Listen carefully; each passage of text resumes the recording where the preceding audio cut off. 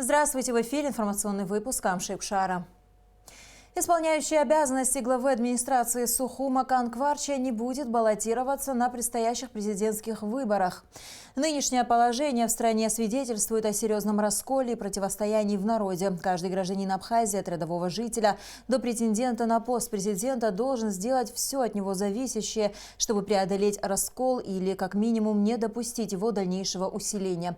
Проанализировав политические и просто человеческие отношения, сложившиеся в обществе, я пришел к решению не участвовать в нынешней избирательной кампании, заявил Кварча в своем видеообращении. Он также обратился к избирателям, которые были готовы поддержать его кандидатуру на предстоящих выборах, сделать свой осознанный выбор, продиктованный желанием мира, благополучия и гражданского согласия в Абхазии. А свой выбор он сделает 22 марта на избирательном участке. Сегодня же мне и всему коллективу администрации города Сухум необходимо сосредоточиться на решении повседневных задач по обеспечению жизнедеятельности нашего города, подчеркнул Кварча. На состоявшемся съезде политической партии Акзара делегатами была единогласно поддержана кандидатура председателя партии Леонида Дзапшба в качестве претендента на пост президента Абхазии. И была названа кандидатура на должность вице-президента. Подробности в репортаже Эсмы Голандзе.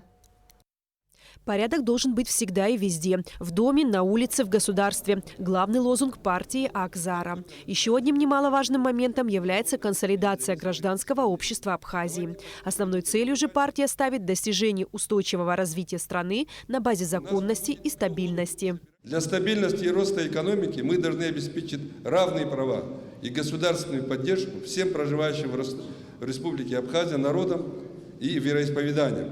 Государство должно оказывать ощутимую поддержку всех религиозных конфессий в вопросе духовно-идеологического воспитания молодежи и подрастающего поколения. Дружба всех народов, проживающих в республике, основной залог стабильности и спокойствия. Немаловажное значение имеет развитие и поддержка абхазского языка как государственного, в то же время не ограничивая языки других национальностей. Государство обязано вести кропотливую работу по духовному воспитанию молодежи, так как он от современной молодежи и подрастающего поколения напрямую зависит будущее страны. Мы предлагаем уделять особое внимание развитию спорта, получению молодежи качественного образования, воспитанию в духе патриотизма, любви к родине и культуре. Еще одной приоритетной задачей партии является борьба с коррупцией. В этом вопросе члены партии поддерживают идею участников движения за принятие 20-й статьи Конвенции ООН. За недвусмысленность, за прямоту, за то, что он поставил во главу угла своей предвыборной кампании закон об обязательном декларировании чиновниками собственности, признание незаконного обогащения чиновников уголовным деянием и конкурсный подбор кадров на госслужбу. Ветеран Отечественной войны народа Абхазии Вианор Ашба, который на прошлых выборах баллотировался с Леонидом Дзапшба, вновь поддержал его кандидатуру. Леонид Юрьевичем я познакомился с ним, он стоял на защите, рядом с нашим главнокомандующим, и находились они в боевых позициях, как и Шера, как и Верхняя Шера, и других гагровских направлениях. Этот человек прошел большой путь такого честного, порядочного, сильного, можно как командира, я могу сказать, как командира, необходим в данное время нашему государству. Главной повесткой съезда было выдвижение кандидатов в президенты и вице-президенты. Делегаты съезда единогласно проголосовали за Леонида Дзапшба и Виктора Хашба. Если народ Абхазии наконец-то сделает правильный выбор, то я, еще раз говорю, не жалея ничего, поставив рядом профессионалов, добросовестных людей, независимо, где бы он ни работал, на какой стороне он был, я не знаю. Я всегда открыто шел, прямо шел, ни на какой стороне не был. Руководители, президенты приходят и уходят, а народ остается. Таким образом, Леонид Дзапшба будет баллотироваться на высший государственный пост в стране в паре с Виктором Хашба. Эсма Голандзе, Алексей Агухава, Абхазское телевидение.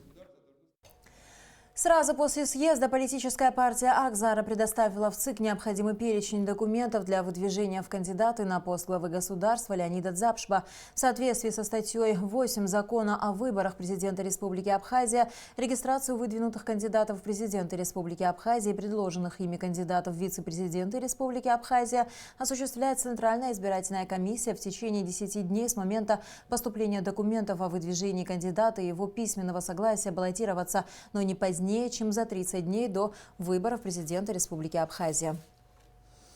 Необходимый перечень документов и подписные листы в последний день регистрации инициативных групп и политических партий по выдвижению кандидатов на должность главы государства предоставила инициативная группа в поддержку Адгура Арзанба. Кроме того, стало известно, что вместе с кандидатом в президенты Адгуром Арзанба, кандидатом в вице-президенты, будет баллотироваться директор Института гуманитарных исследований Арда Ашуба. Исполняющий обязанности президента Абхазии премьер-министр Валерий Бганба встретился с чрезвычайным и полномочным послом Российской Федерации в Республике Абхазия Алексеем Двиняниным, сообщает пресс-служба правительства. Стороны обсудили практические вопросы двустороннего сотрудничества, подготовку к реализации новой инвестиционной программы на 2020-2022 годы. Кроме того, были обсуждены мероприятия по профилактике распространения ОРВИ, предупреждению пересечения российско-абхазской границы инфицированными больными и текущие вопросы работы комиссии по защите имущественных прав российских граждан в Абхазии. Как известно, с 7 февраля в связи с опасностью распространения нового коронавируса вступило в силу распоряжение исполняющего обязанности президента Абхазии Валерия Бганба об ограничении въезда на территорию Абхазии граждан Таджикистана, Узбекистана, Китая, Северной Кореи и Киргизии. С началом текущего месяца в республике введен карантин на погранпостах ПСО и Ингур и запрещен въезд мигрантам и лицам, приравненным к ним. Наша съемочная группа выехала на КПП ПСО, чтобы узнать, как исполняется данное распоряжение. Репортаж Саида Джарсалия. С 7 февраля на КПП ПСО и Ингур в связи с опасностью распространения коронавирусной пневмонии введены временные ограничительные меры по въезду мигрантов на территорию Абхазии. В частности, въезд запрещен гражданам Таджикистана, Узбекистана, Китая, Северной Кореи и Киргизии. За время работы Государственной миграционной службы в период с 7 по 11 февраля на КПП ПСО был запрещен въезд на территорию Абхазии 47 гражданам Таджикистана, Узбекистана и Киргизии. Всех этих трудовых мигрантов, иностранцев, неважно, мы не пропускаем. Как происходит процесс? Когда они проходят государственную границу, они показывают паспорта пограничной службы. Пограничная служба фиксирует их у себя, соответственно, потом передает паспорта нам. Мы фиксируем у себя, объясняем им ситуацию, что это все связано с вспышкой коронавируса, и отправляем их обратно. Мы объясняем, по сути, показываем им распоряжение за подписью исполняющего обязанности президента. Объясняем, что это временные меры. По словам работников миграционной службы, после отказа во въезде иностранные граждане не возмущаются и с пониманием относятся к ситуации. Граждан Китая, Кореи и Японии, желающих въехать в страну, пока выявлено не было. Ограничительные меры не распространяются на мигрантов и туристов из других республик. По статистике на КПП ПСО в год оформляется более 3000 разрешений на работу и виз. Когда пограничная служба, соответственно, берет паспорта у иностранцев, они их приводят к нам. Наши инспектора ставят их на учет, заполняем учетные карточки. Соответственно, потом мы вносим их в базу данных. У нас есть обширная база данных онлайн, связывается с главным сервером. После чего мы им объясняем, показываем распоряжение и возвращаем их обратно пограничной службы. Пограничная служба их проводит по мосту и отправляет, соответственно, в сторону Российской Федерации. На государственной границе с Грузией также работает санитарно-карантинный пост по выявлению больных граждан, пересекающих границу. С 15 января по 3 февраля через КПП Ингур в обе стороны проследовало около 11 900 человек. Было выявлено 5 заболевших гриппом. Согласно приказу министра здравоохранения Абхазии, бригады врачей будут работать на абхазо-грузинской границе до 1 марта. Что касается остальных случаев, то, по словам специалистов, прежде чем выдать разрешение на работу иностранным гражданам, они обязательно проходят медицинское обследование. При выявлении серьезных заболеваний миграционная служба вынуждена их депортировать. Ограничения на въезд мигрантам и лицам, приравненным к ним, будут действовать до 7 марта 2020 года. Саид Джарсалия, Тамас Чиковани, Абхазское телевидение. Во всех школах республики время уроков сокращено до 40 минут. Такое решение приняли в Министерстве просвещения в связи с похолоданиями и вспышками сезонного гриппа. Наша съемочная группа побывала в нескольких школах столицы, узнавала, какова ситуация с посещаемостью и отразится ли сокращение длительности уроков на образовательном процессе. Репортаж Алики Трапш. Из-за вспышки сезонного гриппа в Абхазии в школах республики заметно снизилась посещаемость. По этой причине в Сухуме с 4 по 9 февраля были введены ограничительные меры по посещению детсадов и школ для учащихся начальных классов. На сегодняшний день ситуация улучшилась. В 4-й Сухумской школе обучаются более 1150 учеников, и большая часть учащихся с понедельника 10 февраля пришли на занятия. Ситуация в 4-й школе намного улучшилась. Я могу это сказать. Например, вчера отсутствовало всего 357 учащихся, а сегодня 193. Это без второй смены. Посмотрим, что будет во второй смене. Из учителей тоже только 2 болеют. А так все нормально. В среднем в классах болеют от 5 человек и выше. В основном это учащиеся младших классов. Кроме того, есть ученики, которые не приходят на занятия из-за опасения заразиться гриппом. Сегодня 29 учеников было, а 13 болеют. Все им позвонили, сказали. Те, которые уже переболели, конечно, они уже пришли, принесли справки. Каждое утро школьная медсестра делает обход по классам. Если у кого-то есть признаки простуды, его тут же отправляют домой. Все классы регулярно проветриваются. Посещаемость учащихся улучшилась и в 1-й Сухумской школе имени Баграта Шинкуба. Обучается в нашей школе 806 учащихся. На сегодняшний день отсутствует 200 детей. Если сравнивать с прошлой неделей, то посещаемость уже улучшилась. В связи с отсутствием в школе централизованного отопления в классах холодно, и ученики вынуждены сидеть на занятиях в верхней одежде. По причине болезни отсутствует и несколько учителей, которых заменяют другие педагоги. В связи со сложившейся ситуацией Министерство просвещения приняло решение во всех школах республики сократить время одного урока на 5 минут. Теперь один урок будет длиться 40 минут. Ранее введены ограничительные меры в школах республики с 5 по 9 число с целью предупреждения увеличения заболеваемости вирусами инфекции ОРВИ среди школьников имеет положительную динамику. Но однако с наступлением непривычных холодов погодных условий Республики Абхазия, из-за заморозки до минуса 6 градусов, было принято Министерством просвещения сократить уроки по 5 минут. Эта мера будет действовать неделю, то есть до пятницы 14 февраля, а дальше мы будем уже отталкиваться от погодных условий. По сообщению медиков, заболеваемость сезонным гриппом и ОРВИ идет на спад. Количество обращающихся людей в медучреждения и поликлиники страны заметно сократилось. Пока зафиксировано у нас 12, но это еще нет сведений о вызовах. Это больные, которые обслуживаются на дому. Эти тоже порядка 20 у нас вызовов есть сегодня. Так что сегодня меньше, чем вчера. Вчера было 61 и 30 вызовов. Надо отметить, что эти цифры не выше обычных случаев. Сезонный подъем заболеваемости именно в это время и происходит.